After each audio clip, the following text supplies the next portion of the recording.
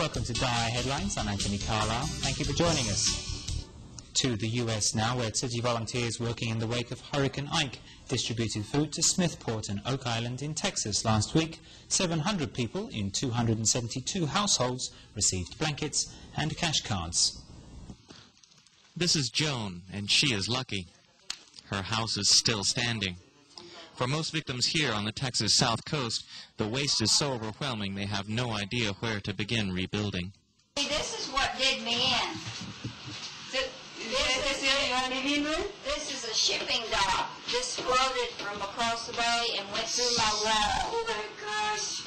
Look how big it is. Most people here are in a similar way. Anxieties and fears are written across each face.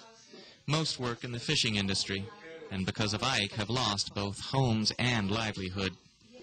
When Tzu Chi perceived these people's difficulty, the planned distribution date was moved up.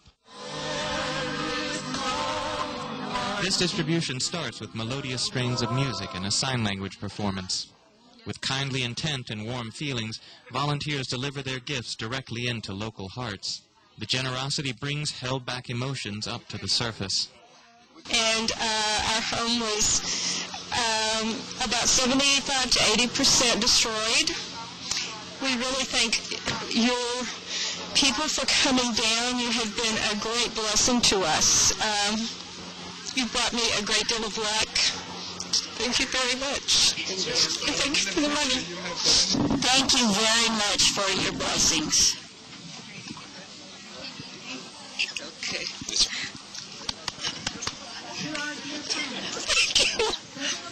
Okay. It's okay. Don't worry, okay? Not too far away, there is also Oak Island. Upon hearing of the suffering there, Tzu Chi's people chose to shift their planned distribution earlier.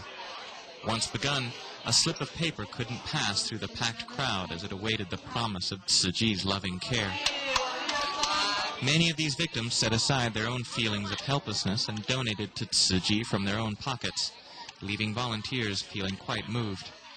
Here in South Texas, at Smith Point and Oak Island, Tzu Chi volunteers delivered aid to 272 households, helping 700 people in hopes that after this terrible disaster, they might bring warmth and hope to these people as they begin the arduous task of reconstruction.